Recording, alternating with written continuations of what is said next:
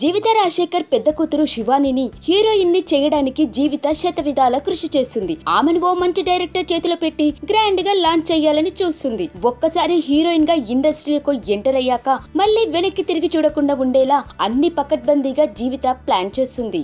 అయితే మొన్న మధ్యన శివాని ఓ కొత్త చిత్రానికి సైన్ చేసిందని, తొందరలోనే ఆ చిత్రం మొదలవుతుందని వార్తలొచ్చాయి. కానీ ఆ వార్తలను జీవిత ఖండించింది. అయితే ఇప్పుడు జీవిత మాత్రం శివానిని ఓ డైరెక్టర్ చేతికి అప్పగించబోతుందని సమాచారం. ఒకప్పుడు జీవిత క్లాస్మేట్ అయిన డైరెక్టర్ తేజకి తన కూతురి మొదటి సినిమా దర్శకుడిగా ఛాన్స్ ఇచ్చినట్లు ప్రచారం మొదలైంది.